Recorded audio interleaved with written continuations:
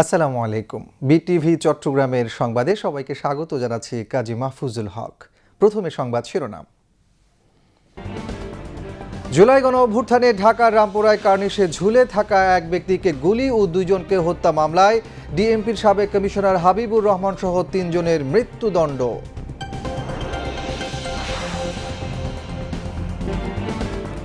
মহাকাশ গবেষণা প্রতিষ্ঠান স্পার্শো আকস্মিক পরিদর্শনে প্রধানমন্ত্রী তারেক রহমান জাতীয় নিরাপত্তা ও উন্নয়নে কার্যকর অবদান রাখার নির্দেশ সংশ্লিষ্টদের।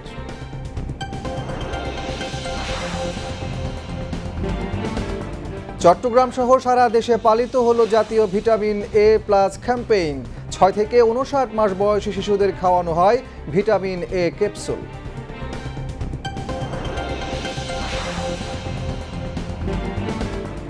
ষষ্ঠ শ্রেণীর শিক্ষার্থীদের জন্য লার্নিং উইথ হ্যাপিনেস নামে একটি নতুন পাঠ্যপুস্তক প্রণয়নের উদ্যোগ নিয়েছে সরকার, জানালেন শিক্ষামন্ত্রী।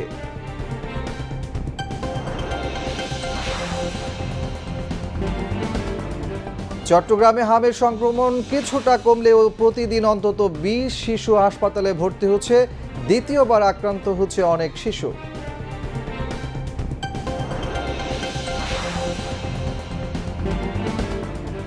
সমঝোতা স্মারক উপেক্ষা করে হরমুজ প্রণালীকে ঘিরে যুক্তরাষ্ট্র ও ইরানের পাল্টাপাল্টি হামলা।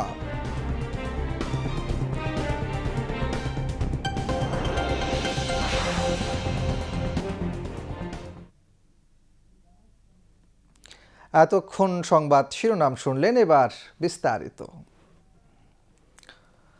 জুলাই গণঅভ্যুত্থানে রাজধানীর রামপুরায় কার্নিশে ঝুলে থাকা এক ব্যক্তিকে গুলি করা সহ ২ জনকে হত্যার ঘটনায় মানবতা বিরোধী অপরাধের মামলায় ডিএমপির সাবেক কমিশনার হাবিবুর রহমান সহ ৩ জনকে মৃত্যুদণ্ড দিয়েছেন আন্তর্জাতিক অপরাধ ট্রাইব্যুনাল।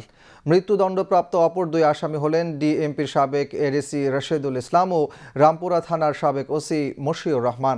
একই সঙ্গে ৫ আসামির বাকি ২ জন রামপুরা থানার সাবেক এসআই তরিকুল ইসলাম ভূঁইয়াকে যাবজ্জীবন এবং সাবেক এএসআই চঞ্চল চন্দ্র সরকারকে ২০ বছরের কারাদণ্ড দেন ট্রাইব্যুনাল।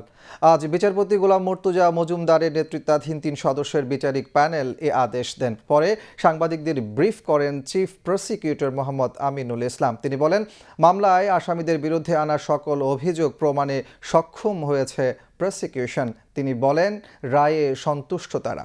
এই মামলার মধ্যে আমরা ১৪ জন সাক্ষীর সাক্ষ্য দিয়েছিলাম। ১৪ জনের সাক্ষীর সাক্ষ্য নেওয়া হয়েছে। ১৪ জনই ভিকটিম পরিবারের ৪ জন সাক্ষ্য দিয়েছেন। এই মামলার মধ্যে আমরা ভিডিও বার্তা, যেটা ভিডিও ক্লিপ ছিল, সেটা আমরা আদালতে প্রদর্শন করেছি। ওয়্যারলেস মেসেজ যেটা হাবিবুর কমিশনারের ছিল, সেটা আমরা উপস্থাপন করেছি।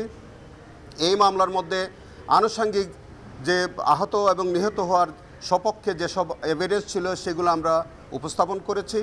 এবং আজকে এই মামলাটি সম্পূর্ণরূপে সন্দেহাতীতভাবে প্রমাণিত হওয়ায় মাননীয় ট্রাইব্যুনাল ৩ জন আসামিকে মৃত্যুদণ্ড, আসামি তরিকুল ইসলামকে যাবজ্জীবন, চঞ্চল চন্দ্র সরকারকে ২০ বছরের কারাদণ্ডে দণ্ডিত করেছেন। আমরা এই রায়ে মহান আল্লাহর কাছে আমরা শুকরিয়া আদায় করছি এবং আমরা মনে করি এই রায়ের মধ্য দিয়ে আমাদের শহীদ পরিবার এবং আহত পরিবার তারা ন্যায় বিচার পেয়েছেন বলে আমরা বিশ্বাস করি। এর আগে এই মামলায় আসামিদের বিরুদ্ধে হত্যার চেষ্টা ও ষড়যন্ত্রসহ সুনির্দিষ্ট ৫টি অভিযোগ এনে গত বছরের ৭ আগস্ট প্রসিকিউশন ফরমাল চার্জ দাখিল করলে একই বছরের ১৮ সেপ্টেম্বর আনুষ্ঠানিক বিচার কাজ শুরু করেন ট্রাইব্যুনাল। পরবর্তীতে ১৪ জন সাক্ষীর জবানবন্দি, জেরা ও যুক্তিতর্ক উপস্থাপন শেষে চলতি মাসের ১৫ তারিখ মামলাটির বিচার কাজ শেষ হলে ওই দিন ২৮ জুন রায় ঘোষণার দিন নির্ধারণ করেন ট্রাইব্যুনাল ১। বাংলাদেশ মহাকাশ গবেষণা ও দূর অনুধাবন প্রতিষ্ঠান স্পার্শো আকস্মিক পরিদর্শন করেছেন প্রধানমন্ত্রী তারেক রহমান। সকালে রাজধানীর আগারগাঁওয়ের শেরেবাংলা নগরে স্পার্শোর কার্যালয়ে পৌঁছান প্রধানমন্ত্রী। পূর্ব নির্ধারিত কর্মসূচির বাইরে আকস্মিক পরিদর্শন করেন প্রধানমন্ত্রী তারেক রহমান। প্রতিরক্ষা মন্ত্রণালয়ের আওতাধীন প্রতিষ্ঠান স্পারসোর কার্যালয় ঘুরে দেখেন প্রধানমন্ত্রী। তিনি প্রতিষ্ঠানটির প্রতিটি বিভাগ পরিদর্শন করেন এবং কর্মকর্তা কর্মচারীদের সঙ্গে তাৎক্ষণিক মত বিনিময় করেন। স্পারসোর চেয়ারম্যান মোহাম্মদ রশিদুল ইসলাম প্রতিষ্ঠানটির বিভিন্ন কার্যক্রম সহ সার্বিক বিষয়ে প্রধানমন্ত্রীকে অবহিত করেন। এরপর স্পারসোর বিভিন্ন বিভাগের কর্মকর্তারা তাদের উদ্ভাবন, গবেষণা এবং চলমান কার্যক্রম সম্পর্কে প্রধানমন্ত্রীকে বিস্তারিত জানান। প্রধানমন্ত্রী তারেক রহমান স্পারসোকে একটি আধুনিক, যুগোপযোগী, স্বনির্ভর এবং জাতীয় নিরাপত্তা ও উন্নয়নে কার্যকর অবদান রাখতে সক্ষম মহাকাশ গবেষণা প্রতিষ্ঠান হিসেবে গড়ে তুলতে সংশ্লিষ্টদের নির্দেশ দেন। এ সময় প্রধানমন্ত্রীর প্রতিরক্ষা উপদেষ্টা ব্রিগেডিয়ার জেনারেল অবসরপ্রাপ্ত ডক্টর এ.কে.এম. শামসুল ইসলাম, প্রতিরক্ষা সচিব মোহাম্মদ আশরাফ উদ্দিন, প্রধানমন্ত্রীর অতিরিক্ত প্রেস সচিব আতিকুর রহমান সহ প্রধানমন্ত্রীর কার্যালয়, প্রতিরক্ষা মন্ত্রণালয় ও স্পারসোর ঊর্ধ্বতন কর্মকর্তাগণ উপস্থিত ছিলেন। উল্লেখ্য, বাংলাদেশ মহাকাশ গবেষণা ও দূর অনুধাবন প্রতিষ্ঠান স্পারসো দেশের মহাকাশ বিজ্ঞান, উপগ্রহ প্রযুক্তি এবং দূর অনুধাবন প্রযুক্তির গবেষণা, উন্নয়ন ও প্রয়োগে নিয়োজিত জাতীয় প্রতিষ্ঠান। আজ দেশব্যাপী একযোগে অনুষ্ঠিত হয়েছে জাতীয় ভিটামিন এ প্লাস ক্যাম্পেইন। সকালে রাজধানীতে এই কার্যক্রমের উদ্বোধন করেন স্বাস্থ্যমন্ত্রী সরদার মোহাম্মদ সাখাওয়াত হোসেন। সারা দেশে 1,20,000 স্থায়ী কেন্দ্র ও 500টি ভ্রাম্যমাণ কেন্দ্রে শিশুদের খাওয়ানো হয় ভিটামিন এ ক্যাপসুল। 6 মাস থেকে 59 মাস বয়সী সকল শিশুকে খাওয়ানো হয় ভিটামিন এ ক্যাপসুল। ক্যাম্পেইন চলে সকাল 8টা থেকে বিকাল 4টা পর্যন্ত। শরীফুল ইসলামের রিপোর্ট। শিশুদের হাম, রাতকানা রোগসহ বিভিন্ন অপুষ্টিজনিত রোগ প্রতিরোধে সারা দেশে আজ থেকে শুরু হয়েছে জাতীয় ভিটামিন এ প্লাস ক্যাম্পেইন। সকালে রাজধানীর শহীদ আবু সাইদ কনভেনশন সেন্টারে জাতীয় এ প্লাস ক্যাম্পেইনের উদ্বোধন করেন স্বাস্থ্যমন্ত্রী সরদার মোহাম্মদ সাখাওয়াত হোসেন। এই ক্যাম্পেইনে 6 মাস থেকে 11 মাস বয়সী শিশুকে একটি নীল রঙের ভিটামিন এ ক্যাপসুল আর 12 থেকে 59 মাস বয়সী শিশুকে একটি লাল রঙের ভিটামিন এ ক্যাপসুল খাওয়ানো হচ্ছে। স্বাস্থ্যমন্ত্রী জানান, পর্যাপ্ত পরিমাণ ক্যাপসুল মজুদ রয়েছে। সরকারের যে লক্ষ্যমাত্রা 2,40,00,000 শিশুকে ক্যাপসুল খাওয়ানো, সেই লক্ষ্য পূরণ হবে। এই ভিটামিন ট্যাবলেটের পাশাপাশি, ক্যাপসুলের পাশাপাশি জন্মের পরে বাচ্চাদেরকে মায়ের শাল দুধ যেন দেওয়া হয়, আপনারা একটু প্রচার করবেন, এটা আমাদের সবার দায়িত্ব। কারণ শাল দুধের চাইতে বড় ভিটামিন এ স্টক আর কিছু হতে পারে না। তারপরও নিয়ম মাফিক 6 মাস থেকে 180 দিন পর্যন্ত বাচ্চাদেরকে রেগুলার মায়ের দুধ খাওয়ানি, পানি, মধু, চিনি ও অন্যান্য সুষম খাবার খাওয়াইতে হবে, তাহলে বাচ্চাদের শরীরে পুষ্টির সৃষ্টি হবে। সারা দেশে 1,20,000 স্থায়ী টিকাদান কেন্দ্রে ও 500টি ভ্রাম্যমাণ কেন্দ্রে খাওয়ানো হচ্ছে এই ক্যাপসুল। হামের প্রাদুর্ভাবের মধ্যেও ভিটামিন এ ক্যাপসুল খাওয়াতে পেরে খুশি আগত শিশুদের অভিভাবকরা। আমার কাছে ভালো লাগছে, কারণ বাচ্চাকে খাওয়াইছে অনেক দিন পরে। ছোট বাচ্চা খাওয়ানোর জন্য ওদের জন্য ভালো, না হলে আজকাল যুগে বাচ্চাদের অনেক ক্ষতি হইতেছে। এটা তো খুবই জরুরি ছিল বাচ্চাদের রোগ প্রতিরোধ ক্ষমতার জন্য, কারণ বাচ্চারা তো সাধারণত খাবার ঠিকভাবে খায় না, তো ওদের একটা অপুষ্টি রয়েই যায়। তো এটা মানে একদম অপরিহার্য ছিল যে ভিটামিন এটা খাওয়ানো, তো এটা পেয়ে খুবই ভালো লাগতেছে আর কি। ভালো লাগছে কেন এটা খাওয়ানো উচিত সব বাচ্চাদেরই, কেন অনেক রোগ ব্যাধি থেকে আমাদের উপকার পায়। দ্বিতীয়ত হচ্ছে যে হামের যেহেতু একটা সমস্যা, এর কারণে আমরা সবাই ভ্যাকসিন নিচ্ছি। গত 1 বছর যাবত হচ্ছে আমরা পাইনি, যেখানে 6 মাস পর পর খাওয়ানোর নিয়ম, সেক্ষেত্রে অবশ্যই অনেক ভালো লাগতেছে। সকাল 8টা থেকে শুরু হয়ে এই ক্যাম্পেইন চলবে বিকাল 4টা পর্যন্ত। Shariful Islam, BTV news. কোনো শিশু যেন বাদ না পড়ে, এই প্রতিপাদ্যে সারা দেশের মতো বন্দরনগরী চট্টগ্রামেও পালিত হলো জাতীয় ভিটামিন এ প্লাস ক্যাম্পেইন। বন্দরনগরীতে সিটি কর্পোরেশনের উদ্যোগে 13 শতাধিক কেন্দ্রে 6 থেকে 59 মাস বয়সী শিশুদের খাওয়ানো হয় vitamin A capsule. Report Khairunnesa সুলতানার। জাতীয় ভিটামিন এ প্লাস ক্যাম্পেইন 2026 উপলক্ষে চট্টগ্রাম সিটি কর্পোরেশনের উদ্যোগে আজ সকাল 10টায় নগরীর চট্টগ্রাম সিটি কর্পোরেশন জেনারেল হাসপাতালে শিশুদের ভিটামিন এ ক্যাপসুল খাওয়ানোর কার্যক্রমের উদ্বোধন করেন city mayor doctor Shahadat Hossain.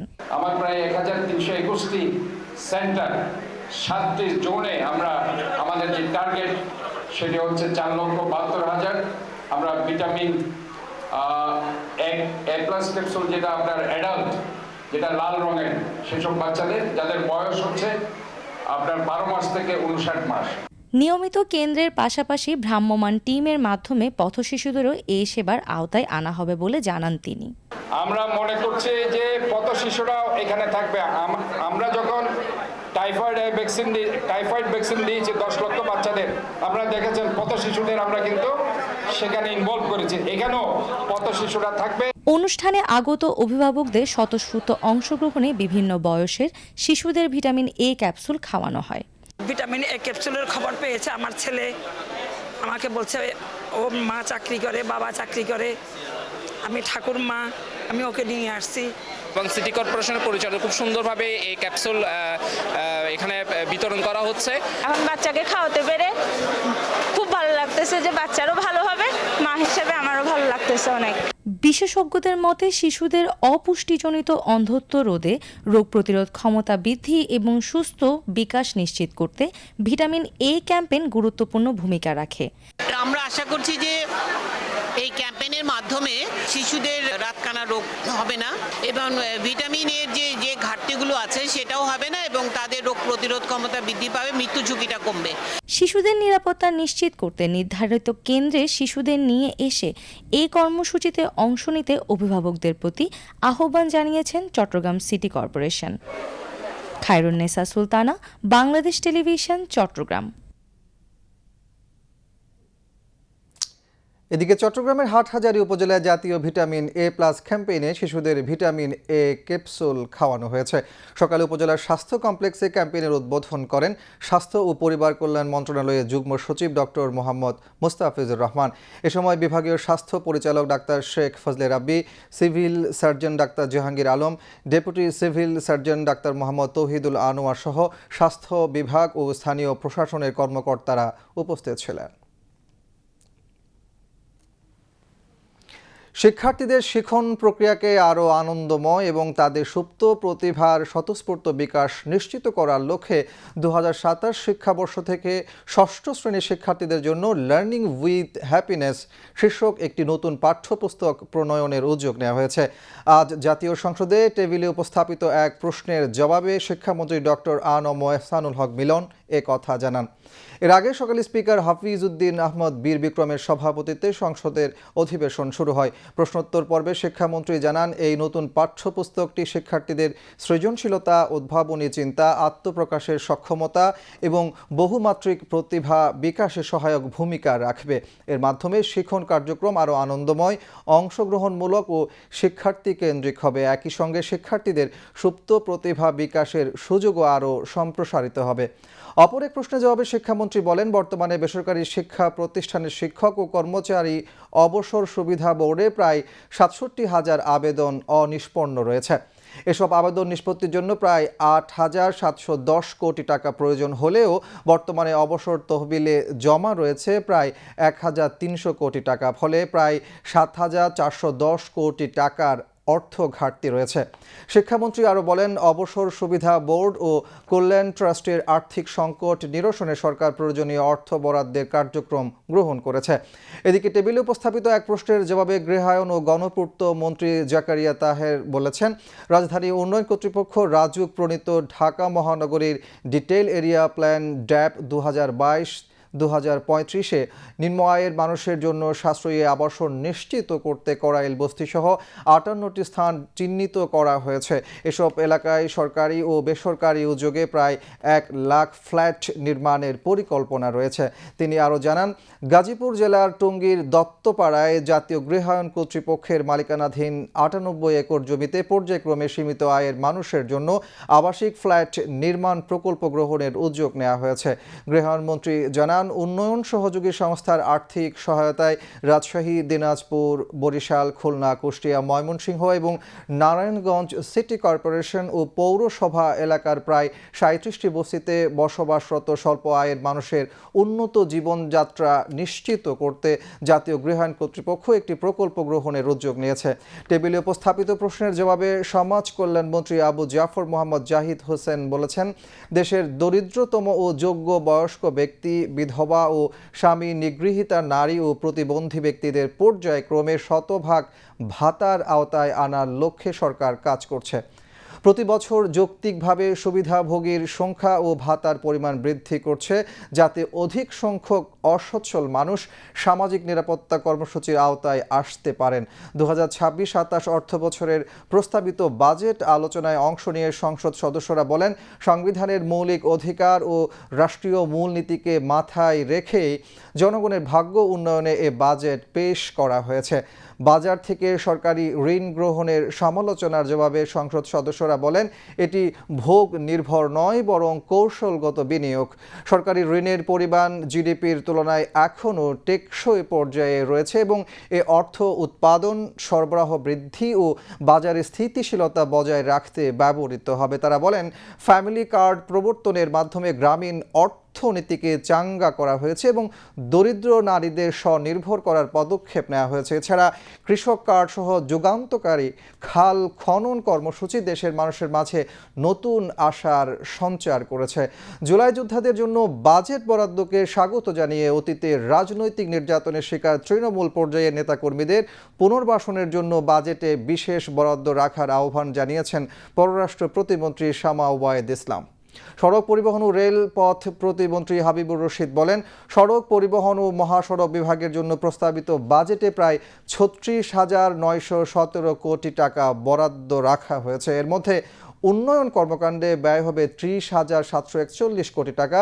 বর্তমানে দেশের বিভিন্ন স্থানে ১০৬টি উন্নয়ন প্রকল্প বাস্তবায়নাধীন রয়েছে।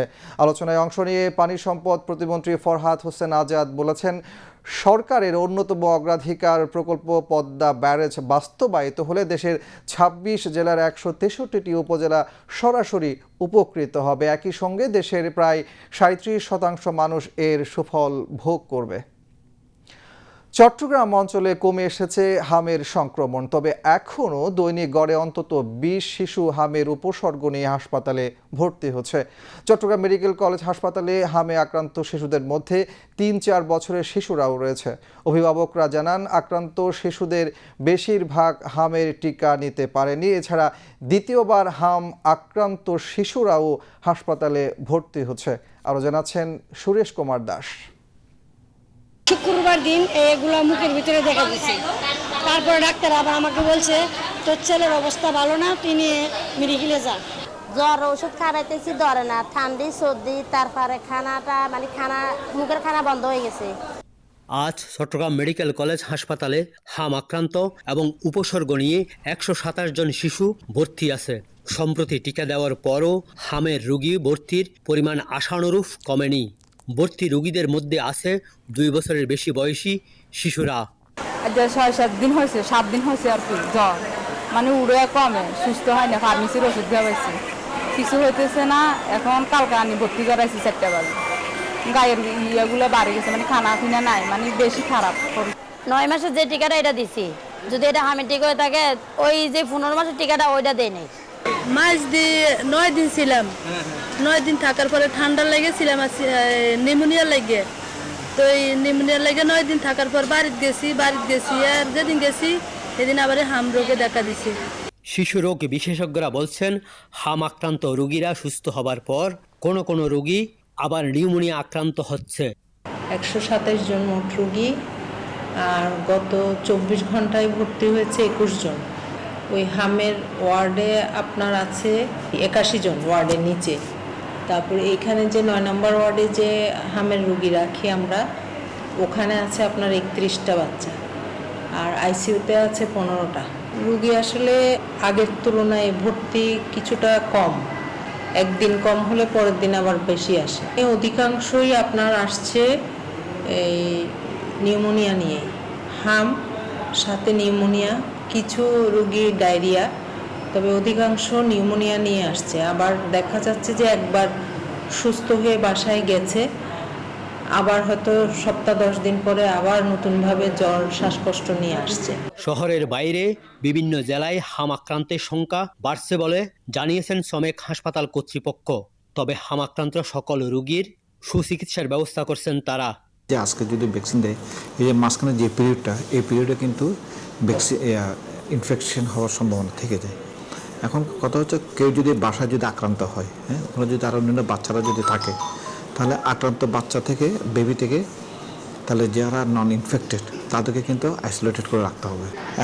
এখন এই মুহূর্তে হচ্ছে সবচেয়ে বেশি আক্রান্ত হচ্ছে আপনার এই কক্সবাজার, মহেশখালী, টেকনাফ, উখিয়া, সাতকানিয়া, চাঁদপুর, এই বেল্টের রোগীরা বেশি। চিকিৎসকগণ হামসহ সকল রোগ প্রতিরোধ ও শিশু স্বাস্থ্য সুরক্ষায় শিশুর টিকার উপর গুরুত্ব দিচ্ছেন। পাশাপাশি শিশুর রোগ প্রতিরোধ ক্ষমতা বাড়ানোর জন্য প্রয়োজনীয় পুষ্টি নিশ্চিত করার আহ্বান জানান। সুরেশ কুমার দাস, বাংলাদেশ টেলিভিশন, চট্টগ্রাম। এবার আন্তর্জাতিক সংবাদ।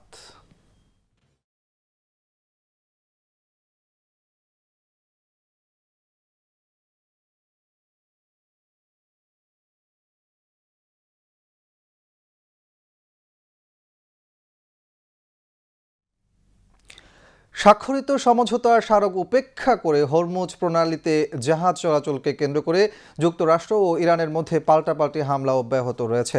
কুয়েত ও বাহরাইনে মার্কিন স্থাপনা লক্ষ্য করে হামলা করেছে ইরান।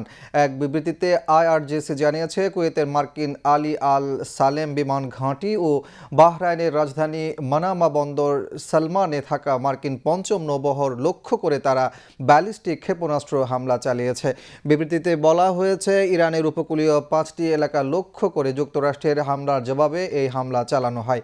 এদিকে যুক্তরাষ্ট্রের প্রেসিডেন্ট ডোনাল্ড ট্রাম্প বলেছেন, যুক্তরাষ্ট্র যদি আবার যুদ্ধ শুরু করতে বাধ্য হয় তবে ইরানের আর কোনো অস্তিত্ব থাকবে না। একই সঙ্গে তিনি তেহরানের বিরুদ্ধে যুদ্ধবিরতি লঙ্ঘনের অভিযোগ করেন।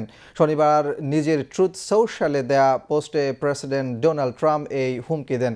এর আগে ইরানের বেশ কয়েকটি লক্ষ্যবস্তুতে দ্বিতীয় দফায় হামলা চালানোর কথা জানিয়েছে যুক্তরাষ্ট্রের সামরিক বাহিনী। শনিবার এসব হামলা চালানো হয়। মার্কিন সেন্ট্রাল কমান্ড বলেছে, হরমুজ প্রণালীতে বাণিজ্যিক জাহাজে ইরানের চলমান হামলার জবাবে যুক্তরাষ্ট্রের সামরিক বাহিনীর সেন্ট্রাল কমান্ড সেন্টকম শনিবার দেশটিতে হামলা চালিয়েছে। যুক্তরাষ্ট্রের মধ্যস্থতায় লেবানন ও ইসরায়েলের মধ্যে ওয়াশিংটনে স্বাক্ষরিত ফ্রেমওয়ার্ক এগ্রিমেন্ট বা রূপরেখা চুক্তি প্রত্যাখ্যান করেছে হিজবুল্লাহ। এক বিবৃতিতে হিজবুল্লাহ নেতা নাইম কাশেম ওই চুক্তি প্রত্যাখ্যান করে ইরান যুক্তরাষ্ট্র সমঝোতা স্মারকের আলোকে লেবাননের ভূখণ্ড থেকে ইসরায়েলের সেনা পুরোপুরি প্রত্যাহার করার আহ্বান জানান। তুরস্কের সংবাদ সংস্থা আনাদোলোর এক প্রতিবেদনে এ তথ্য জানানো হয়েছে। রূপরেখা চুক্তি নিয়ে লেবাননে ক্রমবর্ধমান বিতর্কের মধ্যেই কাশেম এ মন্তব্য করেন। দেশটির কয়েকটি সংবাদ মাধ্যম ও আইন প্রণেতা ও এ চুক্তিকে ঐতিহাসিক এবং দেশের জন্য সম্ভাব্য রক্ষা কবচ হিসেবে বর্ণনা করেছেন। তবে অন্যরা এটিকে ইসরায়েলের প্রতি একমুখী ছাড় হিসেবে নিন্দা করেছেন। চুক্তির বিরোধিতা করে বিক্ষোভ হয়েছে বৈরুতে। ইসরায়েল ও লেবাননের সশস্ত্র গোষ্ঠী হিজবুল্লাহর মধ্যে কয়েক মাস ধরে চলা লড়াই বন্ধের প্রথম পদক্ষেপ হিসেবে গত শুক্রবার ওই রূপরেখা চুক্তি সইয়ের ঘোষণা দেওয়া হয়। ভেনেজুয়েলায় শক্তিশালী জোড়া ভূমিকম্পের আঘাতে নিহতের সংখ্যা বেড়ে 1430 জনে দাঁড়িয়েছে। এখন পর্যন্ত 51,000 মানুষ নিখোঁজ বলে জানিয়েছে বিভিন্ন আন্তর্জাতিক গণমাধ্যম। দেশটিতে 1 শতকের বেশি সময়ের মধ্যে সবচেয়ে ভয়াবহ এই ভূমিকম্পে বহু ভবন ধ্বংসস্তূপে রূপ নিয়েছে। এদিকে ধ্বংসস্তূপের ভেতরে বেঁচে থাকার জন্য গুরুত্বপূর্ণ 72 ঘন্টা সময় পার হয়ে যাওয়ায় মৃতের সংখ্যা আরও বৃদ্ধির আশঙ্কা করছে উদ্ধার কর্মীরা। স্থানীয় সময় বুধবার সন্ধ্যায় পরপর দুবার ভেনেজুয়েলায় ভূমিকম্প হয়। 7.2 ও 7.5 মাত্রার দুটি ভূমিকম্পে রাজধানী কারাকাস সহ বিভিন্ন অঞ্চলে ধসে পড়ে বহু ভবন। যুক্তরাষ্ট্রের ভূতাত্ত্বিক জরিপ সংস্থার আশঙ্কা, এই ভূমিকম্পে নিহতের সংখ্যা 10,000 ছাড়িয়ে যেতে পারে। ভেনেজুয়েলায় বিধ্বংসী জোড়া ভূমিকম্পে সৃষ্ট মানবিক বিপর্যয়ের পর থেকে ধ্বংসস্তূপে জীবিতদের উদ্ধারে আন্তর্জাতিক উদ্ধারকারী দল ও জরুরি ত্রাণ সহায়তা অব্যাহত রয়েছে। যুক্তরাষ্ট্র, যুক্তরাজ্য, ফ্রান্স, মেক্সিকো, ইতালি, ব্রাজিল ও তুরস্ক সহ বিভিন্ন দেশ থেকে ১,৬০০ জনেরও বেশি পেশাদার উদ্ধার কর্মী সেখানে পৌঁছেছেন। দেশটিতে উদ্ধার কাজে সহায়তায় বিভিন্ন দেশ থেকে পরিবহন জাহাজ, উড়োজাহাজ, উদ্ধারকারী দল ও চিকিৎসা সহায়তা পাঠানো হচ্ছে। রেডক্রস এবং আন্তর্জাতিক স্বেচ্ছাসেবী সংস্থাগুলো স্থানীয় প্রশাসনের সাথে কাজ করে খোলা আকাশের নিচে থাকা গৃহহীনদের মাঝে খাদ্য ও পানি বিতরণ করছে। জাতিসংঘ জরুরি তহবিল থেকে 15 মিলিয়ন এবং যুক্তরাষ্ট্র সরকার 150 মিলিয়ন সহায়তার ঘোষণা দিয়েছে। গত এক সপ্তাহের মধ্যে ইউরোপ জুড়ে চলছে স্মরণকালের সর্বোচ্চ তাপ প্রবাহ। শুক্রবার থেকে মধ্য ইউরোপের দেশ জার্মানি, বেলজিয়াম ও নেদারল্যান্ডসে জুন মাসে তাপমাত্রা আগের সব রেকর্ড ভেঙেছে। স্পেনের স্বাস্থ্য মন্ত্রণালয়ের তথ্য অনুযায়ী জুন মাসে রেকর্ড তাপমাত্রার সঙ্গে সরাসরি সম্পর্কিত শতাধিক মৃত্যুর ঘটনা নথিভুক্ত হয়েছে। ফ্রান্সের সরকারও বহু প্রশাসনিক অঞ্চলে সর্বোচ্চ সতর্কতা জারি করেছে। চলতি বছরের তীব্র তাপপ্রবাহে ইউরোপে এ পর্যন্ত আনুমানিক প্রায় 400 জনেরও বেশি হিটস্ট্রোক, অতিরিক্ত তাপজনিত শারীরিক চাপ, তাপপ্রবাহ বা গরম থেকে বাঁচতে পানিতে ডুবে প্রাণ হারিয়েছেন। আবহাওয়াবিদরা এক গবেষণায় বলছেন, জীবাশ্ম জ্বালানির ব্যবহার ও জলবায়ু পরিবর্তনের কারণে ইউরোপে তাপপ্রবাহ তীব্র হয়ে উঠছে।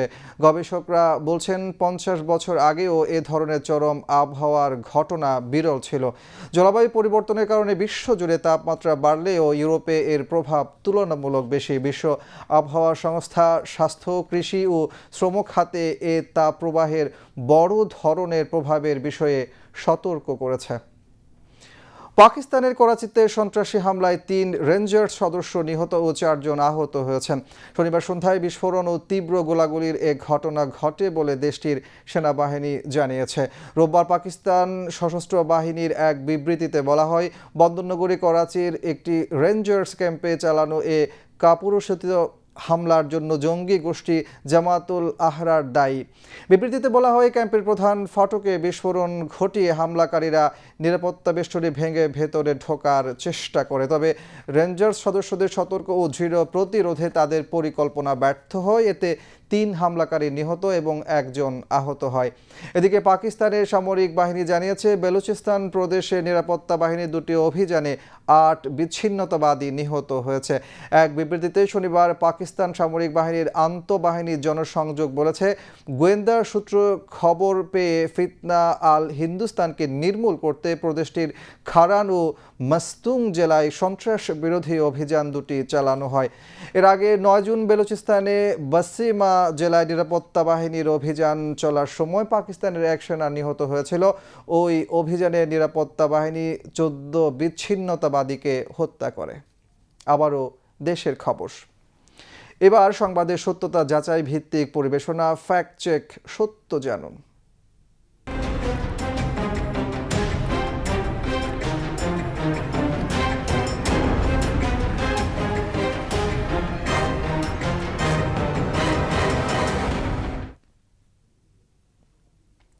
সম্প্রতি সামাজিক যোগাযোগ মাধ্যমে ছড়িয়ে পড়া একটি ভাইরাল ভিডিওকে কক্সবাজারের ঘটনা বলে প্রচার করে বিভ্রান্তি সৃষ্টির অপচেষ্টা শনাক্ত করেছে প্রেস ইনস্টিটিউট বাংলাদেশ, পিআইবির ফ্যাক্ট চেক ও media watch team Bangla fact.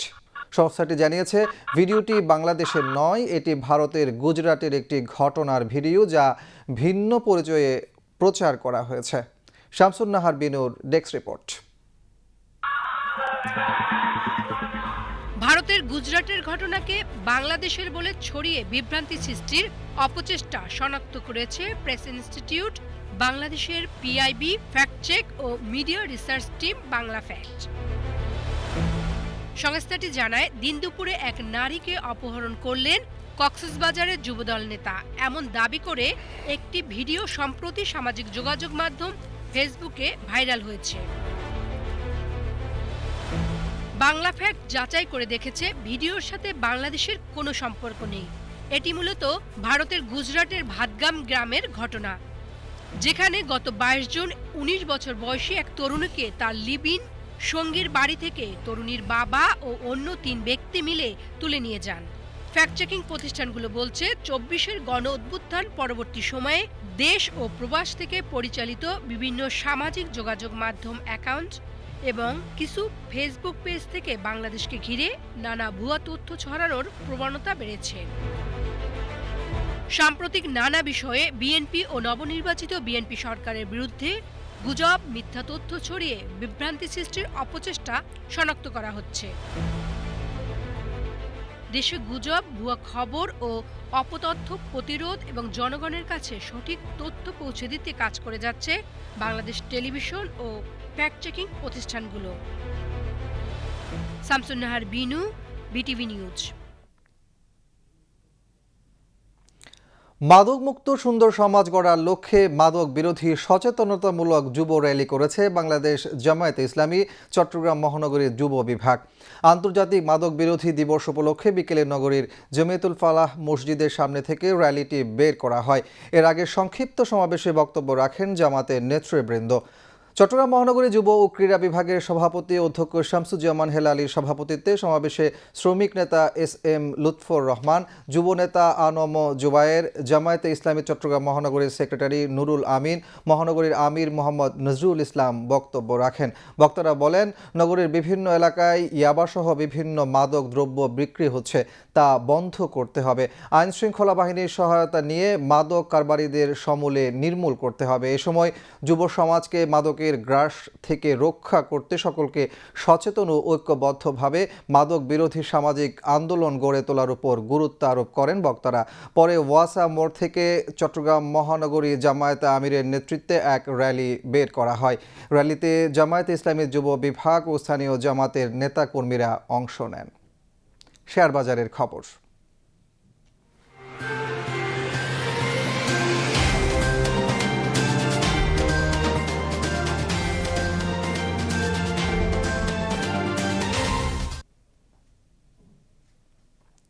সপ্তাহের শুরুতে চট্টগ্রাম স্টক এক্সচেঞ্জে চাঙ্গা ভাব বিরাজ করছে। আজ শেয়ার লেনদেন কম হলেও মূল্য সূচক বেড়েছে। দিন শেষে সার্বিক সূচক দাঁড়িয়েছে 15,354.41, যা পূর্ববর্তী দিনের চেয়ে শতকরা 1.35 ভাগ বেশি।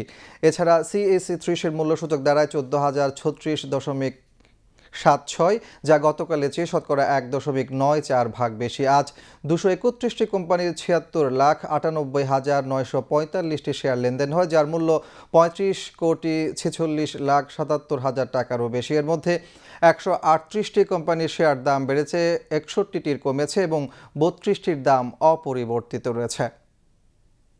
এবার আন্তর্জাতিক মুদ্রা বাজারের খবর।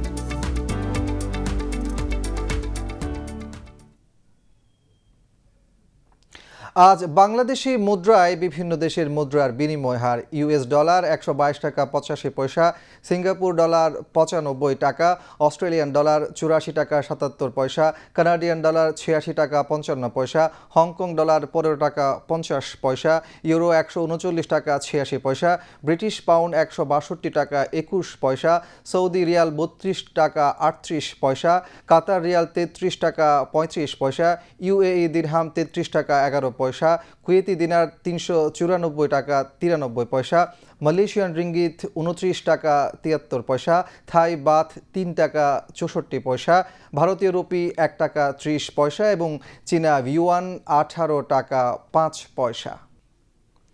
এবার আবহাওয়ার খবর।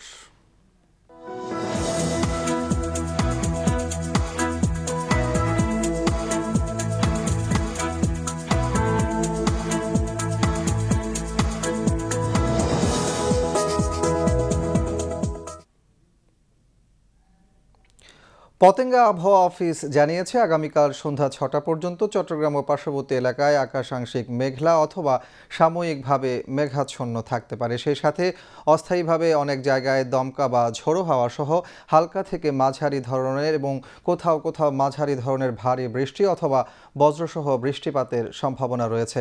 দিন ও রাতের তাপমাত্রা প্রায় অপরিবর্তিত থাকতে পারে। পরবর্তী 24 ঘন্টায় আবহাওয়ার সামান্য পরিবর্তনের সম্ভাবনা রয়েছে।